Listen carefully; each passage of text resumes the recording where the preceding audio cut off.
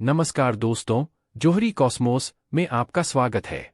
आज की खबर, हरियाणा सरकार ने गांवीय विकास और महाग्राम योजना के तहत 113 नई परियोजनाएं मंजूर की हैं। इसे जानने के लिए सब्सक्राइब करें और हमारे साथ बने रहें। हरियाणा सरकार ने राज्य के 7 जिलों में ग्रामीण संवर्धन और महाग्राम योजना के तहत एक महत्वपूर्ण कदम उठाते हुए 113 नई परियोजनाओं को मंजूरी दी है। इन परियोजनाओं का कुल बजट 121 करोड़ रुपए है और इनका प्रारंभ अंबाला, यमुनानगर, पंचकूला, फरीदाबाद, झज्जर, भिवानी और दादरी जिलों में किया जाएगा। मुख्यमंत्री मनोहर लाल ने इसे जन स्वास्थ्य अभियांत्रिकी विभाग के साथ स्वीकृत किया है और इस साल के प्रारंभ में ही ये परियोजनाएं क्रियान्वित होंगी।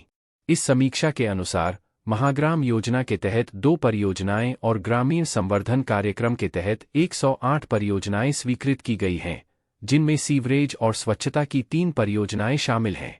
महाग्राम योजना के तहत इन परियोजनाओं में जल आपूर्ति एवं सीवरेज सुविधाएं में सुधार करने का प्रस्ताव है।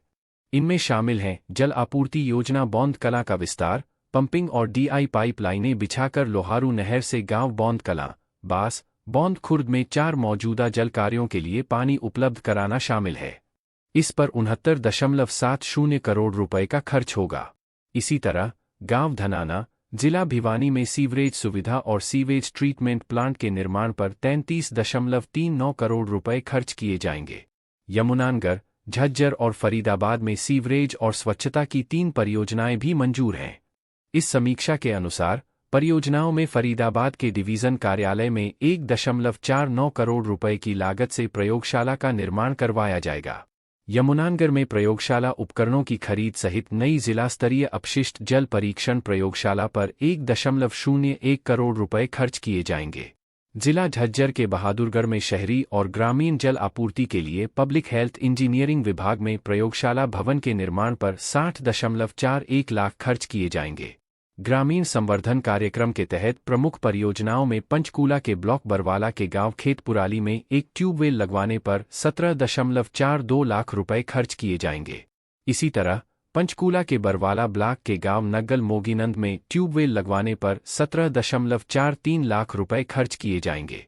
इस प्रकार अंबाला के गांव जैतपुरा में पुरानी क्षतिग्रस्त एसी पीवीसी पाइपलाइनें की जगह डीआई जल आपूर्ति पाइपलाइनों के बिछाने पर 63.22 लाख रुपए खर्च किए जाएंगे।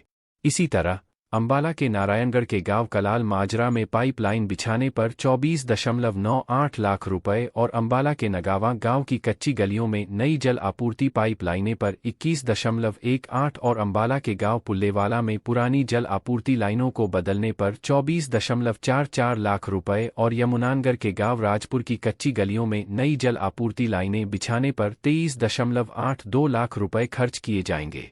इसी तरह नारायणगढ़ के सुंदरपुर गांव में नई जल आपूर्ति पाइपलाइनें बिना ढके बिछाने व सीवरेज पर 23.36 लाख, गांव शहजादपुर के पानी की आपूर्ति व सीवरेज पर 23.63 लाख रुपए, अंबाला के गांव तंडवाल में मौजूदा पुरानी एसी पीवीसी जलापूर्ति लाइनों को बदलने व डीआई बिछाने पर 23.94 लाख रुपए और यमुनानगर के गांव तेवर में जल आपूर्ति पाइपलाइन पर 24.97 लाख रुपए खर्च किए जाएंगे।